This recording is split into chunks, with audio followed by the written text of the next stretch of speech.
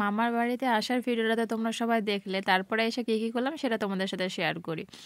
এখানে হচ্ছে আমি পায়েস বানাবো, কারণ আমার পায়েস খেতে ইচ্ছে করেছিল, মামিকে বলেছিলাম আগেই, তো মামি এখানে সব কিছু কিনে নিয়ে এসেছিল। আমি না যেটা খেতে ইচ্ছে করে আমি বলে দিই, আমার অত না কিছু মনে হয়, মামির বাড়িতে তো মামি বলে নিজের মেয়ে আর হচ্ছে ভাগ্নি একই, যেটা তোমার ইচ্ছা করবে বলবো। ভাত খেতে বলছিল, বললাম যেটা আগের ভিডিওতে, আমার তো ভাত খেতে একদম ইচ্ছা করে। যাই হোক, তারপরে মামি এখানে দু তিন জিনিস মানে পায়েস লুচি করতে যা যা জিনিস লাগে সব কিছুই কিনে নিয়ে এলো।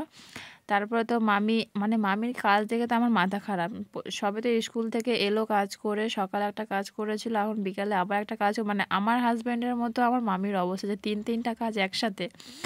আর মামাও তো হচ্ছে কাজে গেছে, সেই জন্য আর কি আমি আর বুনু বাড়িতে একাই। মামি তো গেছে বিকাল, স্কুল থেকে এলো, এসে আবার গেছে কাজ করতে। তো বললাম যে তুমি যাও, জিনিসগুলো শুধু কিনে আনে দাও, আমি নিজেই বানাবো।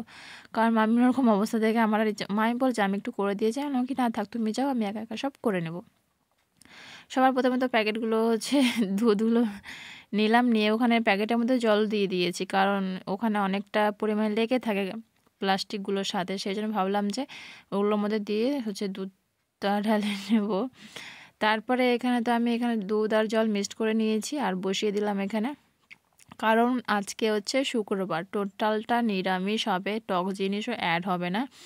সেই জন্য মাম্মি এখানে গ্যাস ট্যাসগুলো সব ভালো করে মুছে দিয়ে গেছিলো তাড়াহুড়োর মধ্যে, তাও তো সব মেজে গুছে মুছেছে, আর আমি এখানে বসিয়ে দিলাম। তারপরে আসছে নেক্সট কাজ হচ্ছে চাল টালগুলো ধুয়ে পরিষ্কার করবো, করে মানে বুনুকে বলে গেছিলো যে দিদির সাথে একটু হাতে পাতে করিস।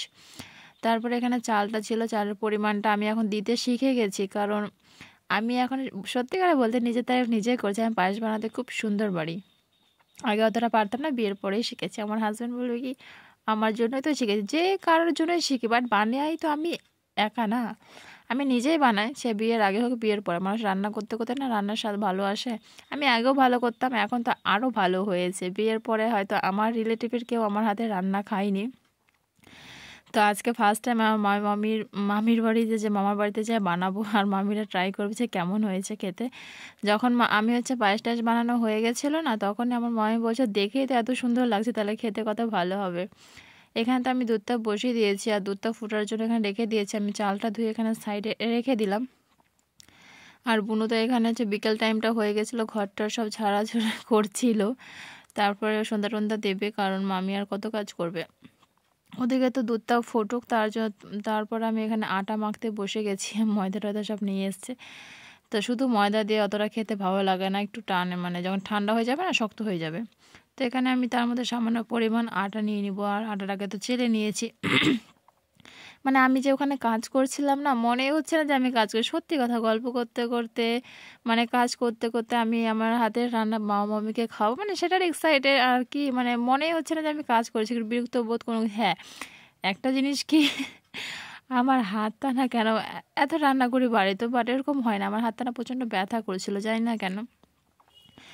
যাই হোক, তারপর দেখেন আটাটা সব নিলাম, নেওয়ার পরে এখানে তো অনেকই কাজ আছে, কারণ সব কিছু প্যাকেট ট্যাকেট আছে, এখন একটা একটা করে আমাকে বের করতে হবে আর নিতে হবে। আর এখান থেকে না ভিডিওগুলো মানে ভালো আসছিল বলতে কি, একা একা ভিডিও করছি, অফ করছি, অন করছি, এটাই আর কি।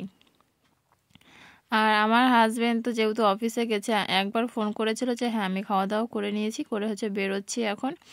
আর দেখতে পাচ্ছ আমার মামি তো এখানে আসছে বলতে কি, আসলে একটু দরকার, কি যেন ছাড়া পড়েছিল ফোন নাকি, ওটা নিতে এলো, নিতে এসে তো আবার চলে গেল, বললো তুমি হচ্ছে করো, আমি আসছি আধা ঘন্টার মধ্যে। আমি বললাম ঠিক আছে তুমি যাও। তো এখানে মানে লুচি বানাতে যা যা লাগে, লবণ, কালো জিরে, একটু চিনি, আর তেল না দিলে তো হবে না, ময়ামটা ভালো হয় না। তো এখানে সব কিছু দিব, কি আমার তেলটা এখনও নেইনি, তো বুনুকে বললাম যে তেলের প্যাকেটটা দে, আমি একটু নিয়ে কাটি, মানে ঢালি সব, মানে মানে সেরকম ছিল না অ্যাভেলেবেল। তো সব কিছু A to Z কিনে নিয়ে আসলো। এর আগে যখন আমি বাড়িতে বানিয়েছিলাম তখনও মানে কিনে আনাই হয়েছিল। অনেকে হচ্ছে না মাসের বাজার একসাথে করে, বাট আমি একবার করে দেখেছিলাম, মাসের বাজার থেকে তুমি যদি রেগুলার করো বা যখন যেটা প্রয়োজন সেটা নাও, তাহলে আমার হিসাবে ওটাই ভালো। কারণ একবারে নেওয়া থাকলে মনে হয় কি আছেই তো, বেশি করে ইউজ করি কী হবে, মানে আমার ধারণাতে ওটা, আমি বলছি না, অনেকে মাসের বাজার করে, না করা না, বাট আমি যেটা দেখেছি আমার যখন যেটা লাগে সেটা নেওয়া, ওটাই আমার কাছে বেটার। আর আমি না তেল ঢালছি বারবার, না শুধু পড়ে যাচ্ছে। যাই হোক, এখানে বোতলটা অলরেডি ভরে গেছে, তো প্যাকেটে যতটুকুটা ছিল ততটুকুটা আমি সাইডে রেখে দিলাম। এত বক বক করি না, মানুষ হয়তো শুনতে শুনতে বিরক্ত হয়ে যায় আমার কথা, জানি না। আমার তো খুব ভালো লাগে কথা বলতে। আমি আগে আগে যাই, সবার সাথে কথা বলি। বাট হ্যাঁ, যেখানে আমার কথা বলা উচিত না বা সামনে থেকে কোনো সেই জায়গাটা রেসপন্স নেই, সেই জায়গায় আমি কথা বলতে চাই না। চলো, এখানে তো সব কিছু করলাম, করে তো আটাটা এখন মাখি হচ্ছে। আর আমার বোনও কানে কানে একটা কথা বলবে, কারণ ভিডিও চলছে। আমি বললাম বল না জোরে, কী হয়েছে, আমি তো পরে সাউন্ডগুলো অফ করে দেবো। তো বলে যে না, আমি কানে কানেই বলবো। ঠিক আছে, তাহলে কানে কানেই তুই বল।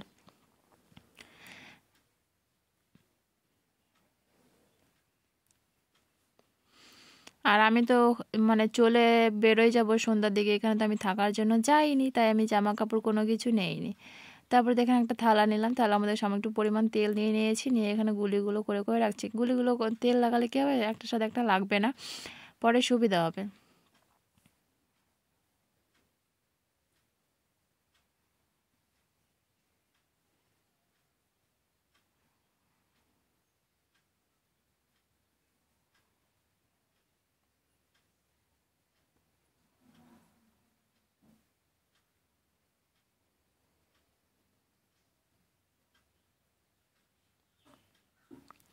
মানে গুলি করা ভিডিওটা এত বড় আছে যে শেষই হচ্ছে না, আমিও দেখে অবাক হয়ে গেছি। আমি যদি জানতাম এত বড় আছে তাহলে একটু কাট করতাম।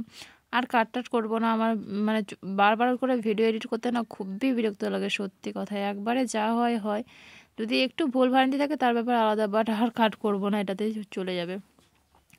দেখ, আটা আমাকে গুলি করে আমি অলরেডি বেলে রেখে নিয়েছি। আমি তো বেলে রেখে নিয়ে হচ্ছে বানাতে শুরু করি, নাহলে অসুবিধা হয়। তারপর দিয়ে দেখছো মামা হচ্ছে কাজ থেকে চলে এলো। আর মামা বলছে যে মামি নিয়ে আলো কি না, গেছে, আসবে একটু পরে। বলে তুই বানাই, আমাকে হ্যাঁ আমার হাতে রান্না খাও। বলে ঠিক আছে বানা। আমি এখানে পরপর করে একটার পর একটা লুচি ভেজে যাচ্ছি। আর আমার লুচি না সবসময় ফুলকো ফুলকো হয়। যখন মামি আসে দেখছে লুচিগুলো, হয়তো মামি পারে বা সেরকম হয় না, ফুলে না, কিন্তু মামি বলছে যে বাহ, তোমার লুচিগুলো তো সেই হয়েছে, সবগুলো ফুলা ফুলা, কি সুন্দর সফট লাগছে দেখতে। আমি বললাম হ্যাঁ, ভালো তো হয়েছেই। আর আমার প্রায় সব লুচি ফুলে, আগেও তোমাদের সাথে শেয়ার করেছি, প্রায় সব লুচিগুলো আমার ফোলে। তো চলো একটু দেখাই করাই, এই যে দেখতে পাচ্ছ, এটা হচ্ছে আটা মাখার ওপর নির্ভর করে যে লুচি ফুলবে না ফুলবে না, সেটা লুচির ক্ষেত্রেও রুটির ক্ষেত্রেও দুটোই। বেলে রাখলে কী হয় বলো তো, অনেকটা সুবিধা হয়। যেহেতু যারা একা একা কাজ করে তারা হয়তো এরকমটাই করে, বেলে রাখিয়ে নিয়ে একবারে করে, আমি তো তাই করি। তারপরে কি একটা সারপ্রাইজ হলো না, আমার হাজবেন্ড কোথা থেকে উড়ে চলে বসে এলো। ও হচ্ছে অফিসে গেছিল তপন, তপন থেকে মানে আমিও জানি না যে ওই আসবে। ও আমাকে ফোন করেছিল যে হচ্ছে কখন বেরোয়, আমি বললাম কি 6:30টার দিকে ট্রেন আছে, ওই ট্রেনে ব্যাক করে যাব। ও মা, দেখি তার আগে এসে হাজির হয়ে গেছে। আমার বোন তো এখানে রেডি হয়ে গেছে আমাদের সাথে যাবে বলে। সবার প্রথমে তো আমার হাজব্যান্ডকে মিষ্টি সিঙ্গারা দেওয়া হলো, দিয়ে তো আমি লুচি পায়েসটা বানিয়েছি, আমি বললাম খাও। আর লুচি পায়েসটা দেখে কেমন মনে হচ্ছে, সেই লাগছে না দেখতে? আমি আর লুচি পায়েস খুব শুনতে বানাই। ইস, মানে আমার দেখে দেখে লোভ লাগছে যে আমি যদি এখন আবার খেতে পারতাম, বাট শেষ হয়ে গেছে। যাই হোক, আমার হাজব্যান্ড এখানে খাওয়া দাওয়া করলো, খাওয়া দাওয়া করে তো এখানে আমি বসে গেছি খেতে। মামারা হচ্ছে পরে খাবে, আমরা চলে যাব। তারপরে আমি বললাম একটু আমার সামনে খাও আর টেস্ট করে বলো যে কেমন হয়েছে।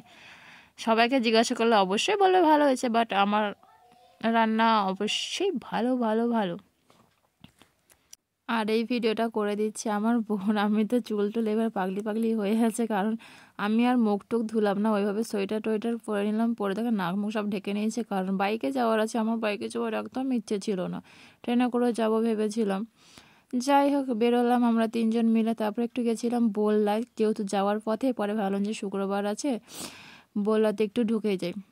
যে ওখানে গেলাম, প্রণাম টনাম করলাম, করে তো ওখান থেকে হচ্ছে বেরোবো এখন। আর অত রাতে গেছি, অত রাত বলতে বেশি রাত হয়নি, 7:30টার মতো হবে হয়তো, ওরকম টাইমে। দেখি তাও দু একজন লোক আছে, দোকান টোকান সব উঠিয়ে দিচ্ছে। ওখান থেকে বেরোলাম, বেরোনোর পরে তো আমার হাজব্যান্ডের বাইকে হচ্ছে একদমই পাম্প ছিল না, চাকাটা বসে গেছে। ওই না চালাচ্ছি, তখন বলেছে হাওয়া দিতে হবে। যাই হোক, এক জায়গায় আমাদের এখানে চলে এলাম আমরা হিলি মোড়ে। তাহলে হাওয়া টাওয়া দিল, দিয়ে বাড়িতে এলাম। বাড়িতে এসে তো এখানে মামি পায়েস দিয়ে পাঠিয়েছিল, সেটা ছিল। রুটি করলাম আর আমাদের ফুলকপি আলু